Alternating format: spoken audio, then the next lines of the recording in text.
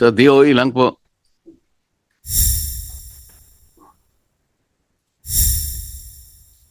Mr. Chair, siya ngayon po ang presyo ng diesel is 120.95 average po. From 55 pesos pre-crisis level. Ibig sabihin tumaas po ng 120%. Bakit po kaya?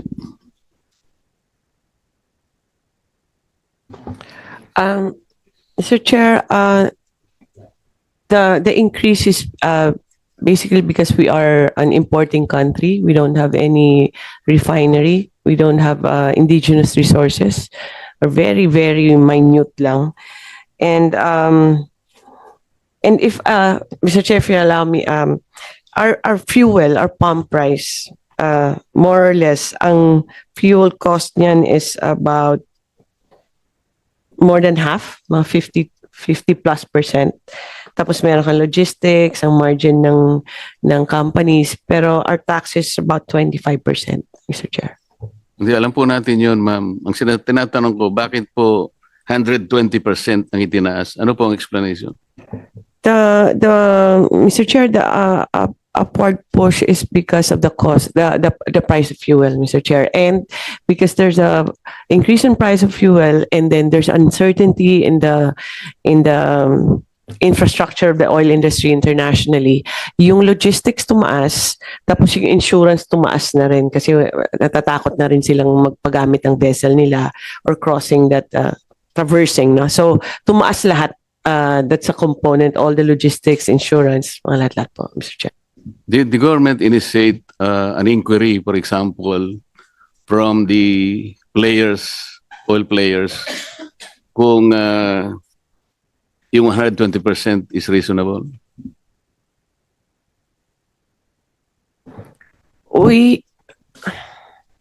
Mr. Chair, we have talked to the oil companies, and we constantly monitor their prices and also the international prices, and also all the trend on the logistics and insurance. Tumataas talaga, and it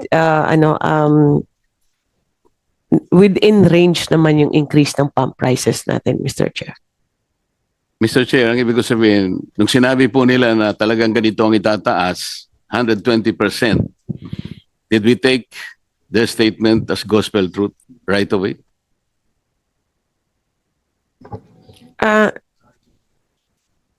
Mr. Chair, how it is it's a deregulated industry. So ang monitoring ng DOE lang yung ginagawa niya on checking what their prices as.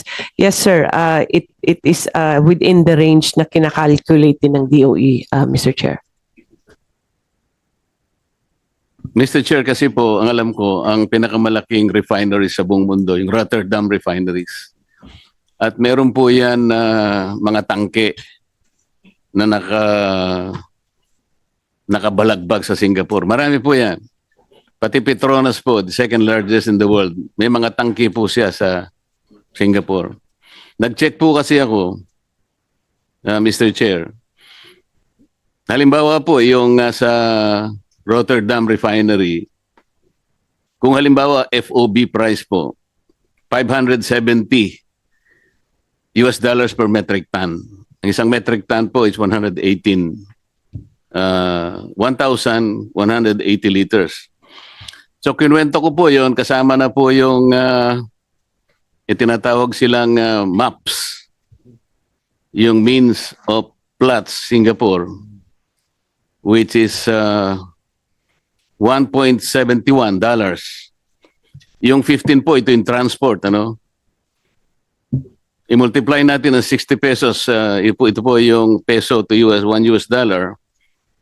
at dinivide ko ng 1,180 para po makuha natin yung landed cost. Alam po niyo, it's only $29 at 29 pesos 83 centavos.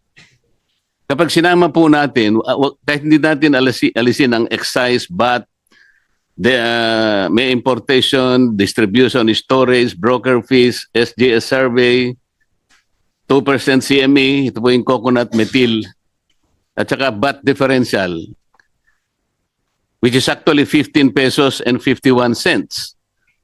45 pesos lang po yun eh.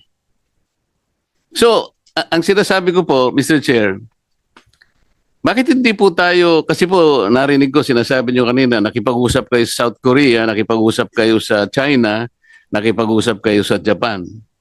Bakit hindi po ang gawin ng PNOC, direkta po tayong pumunta, magitan ng vessel natin, magpakarga tayo sa Singapore.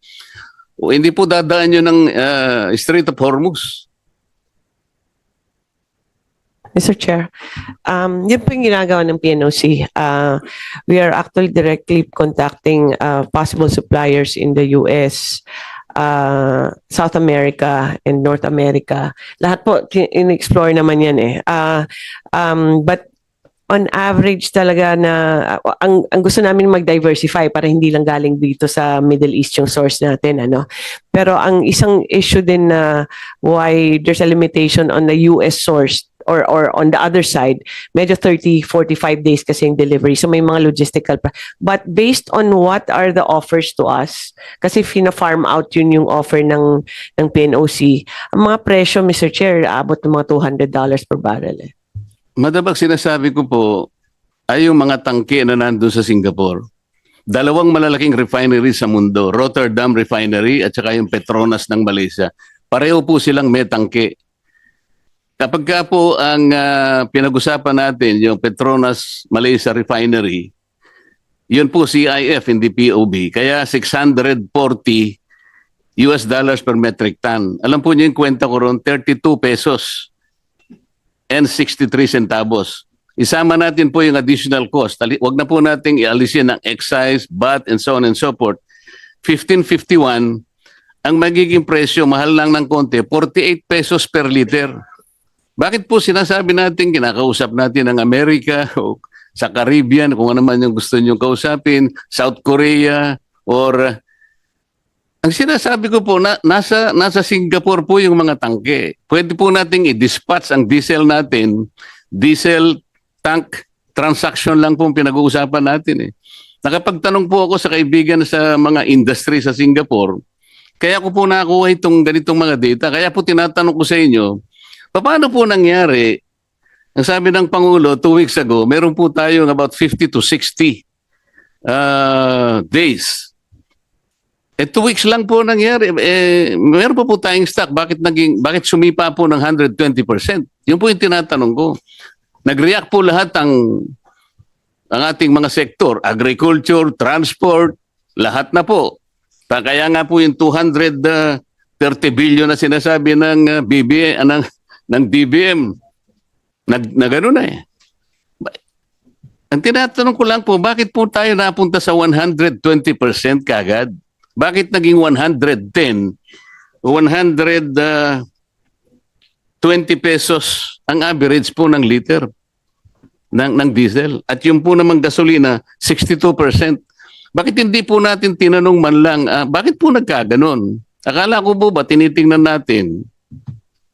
Ano po ba yung explanation dito?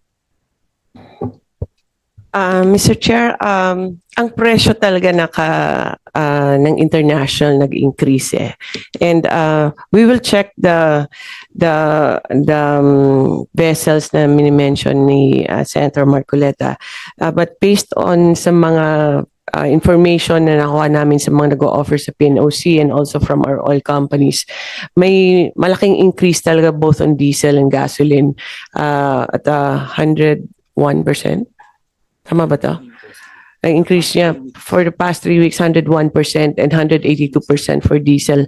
But we'll check for the other sources, Mr. Chair, kung baka iba yung arrangements nila, Mr. Chair. Sir, hindi ko po alam kung saan nila kinukuha yung gasolina.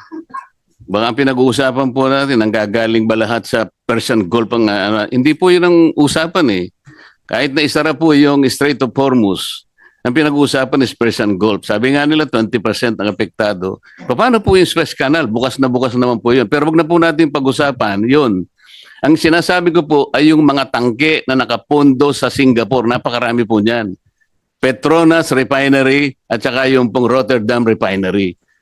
Bakit wala mo pong makapag-explika sa DOE? Bakit hindi po tayo doon dumiretso?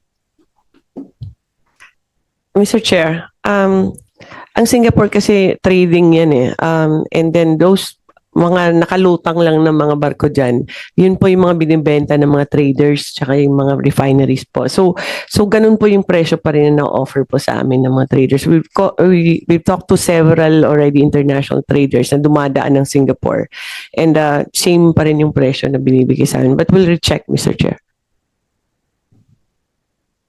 I am sorry, Mr. Chair, pero yung mga data nasa akin po eh. Kache-check ko lang po kagabi. Sa totoo lang.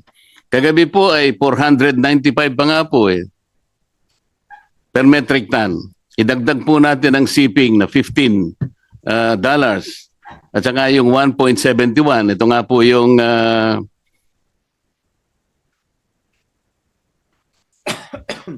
yung gross margin po eh. 8 pesos and 46 centavos. May margin pa nga po eh. Dito po sa Rotterdam Refinery, ang margin is 4 pesos and 64 cents. Pagka sa Petronas naman po, ayun, halos may konti pa rin kita. 1 peso and 85 cents. Pero hindi, nakakapagtaka, bakit po sumipa ng 110 to 130 pesos per liter? Bibigay ko po sa inyo yung data na nakuha ko. Nagtanong lang po ako sa mga kaibigan sa industry sa Singapore. Kabisado po nila ito eh. Bibigyan ko po kayo ng isang... ang tinatanong ko po, bakit nagsimula tayo na tinanggap natin kagad 110 pesos to 130 pesos na upo ngayon ng ano, ang average nga 120 pesos na ang diesel, tinanggap na lang natin ang ganun. What happened? Wala po bang halimbawa, Secretary Balisacan, wala po ba tayong kakilala halimbawa mga industries sa Singapore? Nandun po lahat yung kanilang mga tangke. Pwede po nating makita, kahit kayo po, tanong ninyo kung magkano ngayon. Nahawak ko po yung mga data eh. 29 pesos and 83 cents. Rotterdam Refinery tanks based in Singapore. Petronas 32 pesos and 63 centavos. May kita pa po eh. Paano po nangyari biglang sumipa ng 110 from 55 pesos for example, naging 110. Kaya po nagkaroon po tayo ng crisis. Parang imagine po yung crisis. Ang tinatanong ko po sa DOE, meron po bang nagkaroon po ba tayo ng inquiry? Pinatawag po ba natin ang mga oil companies? Yes, Mr. Chair. Mr. Chair, we've been meeting with the oil company several times. Ang presyo, sinusundan yung maps, and then ang the rest, Mr. Chair, umi-increase yung logistics tsaka yung insurance, pero yung premium po, Mr. Chair, for you to be able to purchase a supply, dati po mga $5 to $10 lang yan, ngayon po mga $60 na. So umaakyat talaga lahat, Mr. Chair. Ang sinasabi po ninyo, Madam Secretary, Mr. Chair, ay yung pong panganib na dadaan po kayo sa Strait of Hormuz. Ang pupuntahan po natin Singapore, ang layo naman po sa Strait of Hormuz noon eh. Nagkakaintindihan po ba tayo? Yes, Mr. Chair. No, it's not a Strait of Hormuz na ano. We are just getting products also from Singapore and all Southeast Asian countries, Mr. Chair.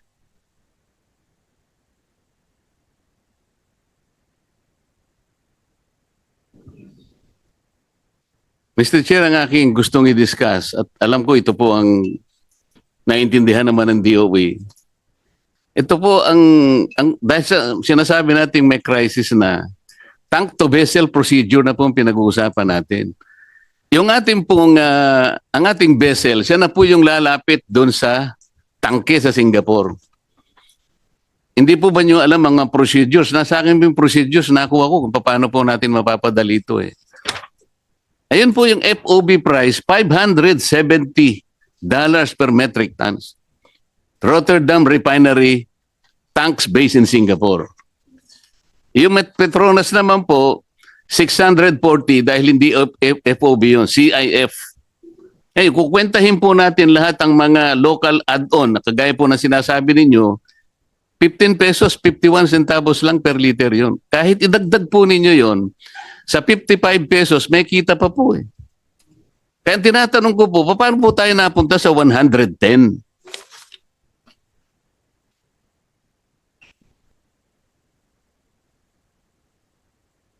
Mr. Chair, um, we will recheck the data and will if we can get the data from the good senator also. But ang lahat po na orders, halos marami po na orders, gumagaling talaga ng Singapore kasi yun isa sa mga pinakamalaking trading company. But in our computations, talagang ganun po yung presyo kasi kahit kunin mo doon, mahihirapan ka rin maghanap ng sarili mong vessel kasi nag-aagawan ngayon. And then the vessel is more expensive now. The premium of the insurance is really, really very expensive. And there's a premium for you to be able to buy, which is from $5 became $60. So lahat po na component nandiyan yan. Hindi po ganun kadali na papadala lang ng vessel because we don't have any vessels actually to send to them because it's very difficult now. Pero Mr. Chair, I'll direct our team that are doing the purchasing and check the Rotterdam supply in Singapore, Mr. Chair. Sir Chair, sino po ba nagsabing napakahirap pumanap ng vessel? Sino po nagsabi sa inyo? Sino ang nag-advise sa inyo? Napakahirap pumanap ng vessel para kumuha ng supply sa mga tangke sa Mr. Chair, marami kasi nagbebenta po sa PNOC na sa atin yung transport and that's the most difficult part that they've been trying to find, Mr. Chair.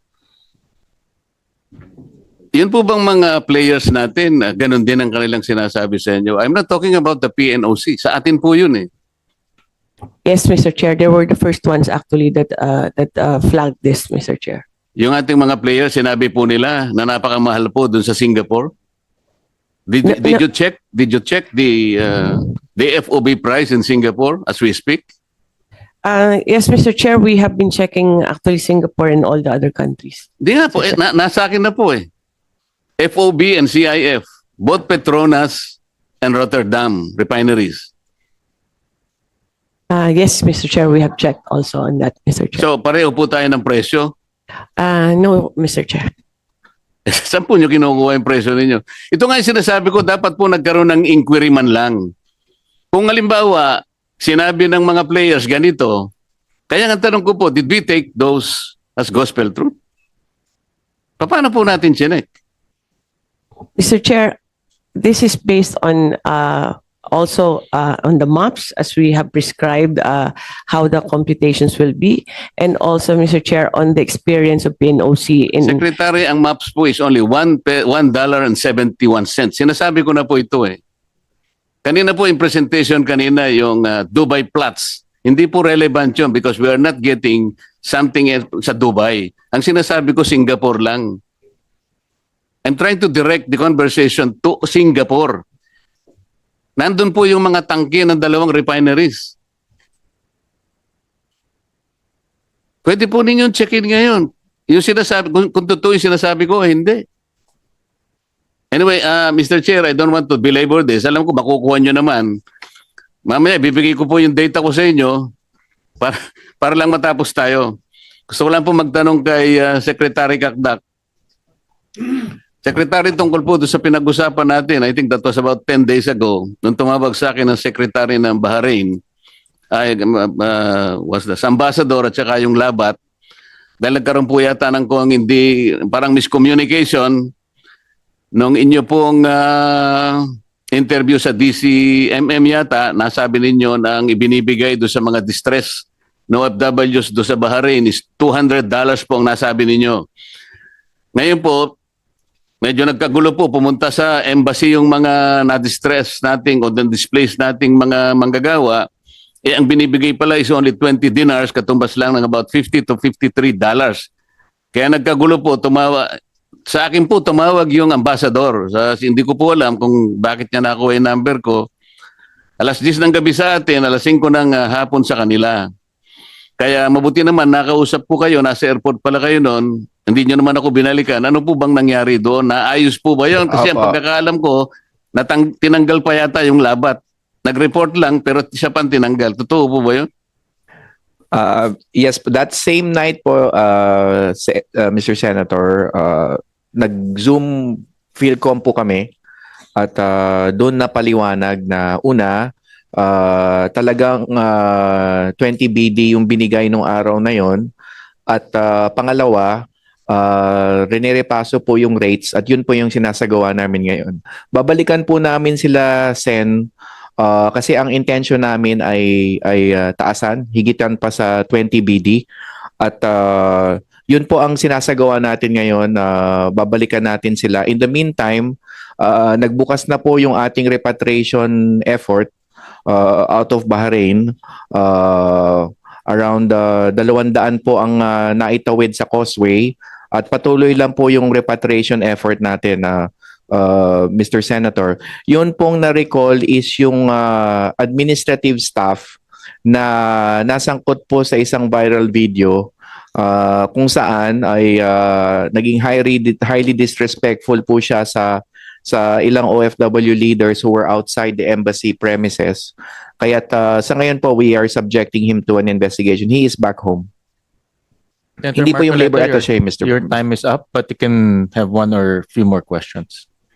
Secretary, kasi kaya lang naman sila parang kinabahan dahil papunta lahat ang mga tao doon at yun ang gusto nilang mapigil dahil ang pagkakaalam nila, dahil yung sinabi po nyo sa DCMM yata o DCME, $200 per person at 1,200 na ang nabigyan nyo nung araw na yon. Kaya po, nakiusap sila na sana magkaroon kayo ng clarification. Wala silang matawagan sa opisina nyo, bigla na lang ako po yung natawagan, hindi ko nga alam paano lang ako yung number.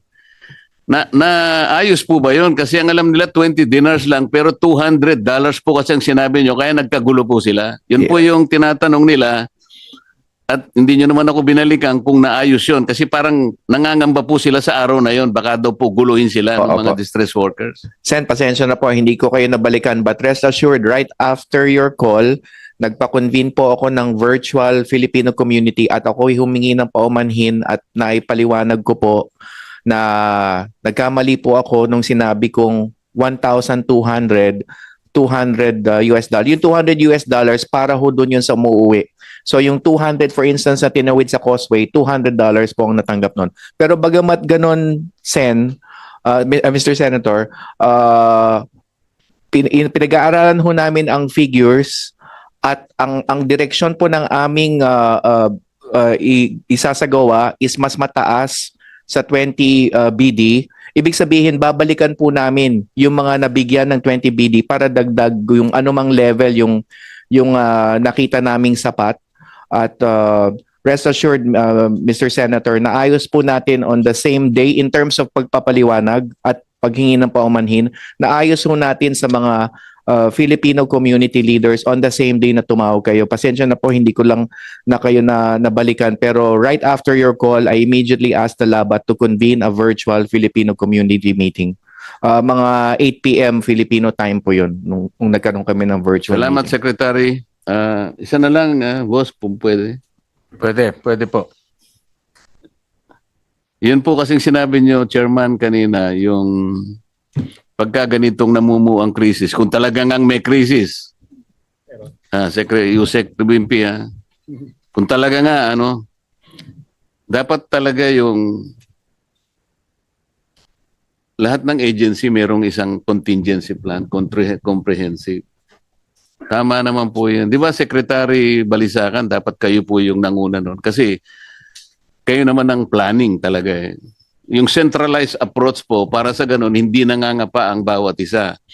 Okay lang naman pong mag-report na bawat isang mga ahensya, mga secretaries natin. Pero mas maganda po kung halimbawa, bago sila mag-report, nagkaintindihan na sapagkat meron kayong well-functioning, integrated, and comprehensive approach.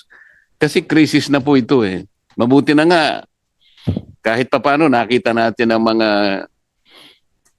department secretaries na adept naman sila under the circumstances.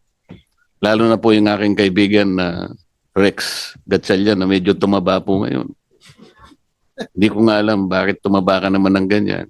Paano ka pa makakapag-asawa pag ganyan? Salamat po. Kapatid niyo po yata siya. Salamat po.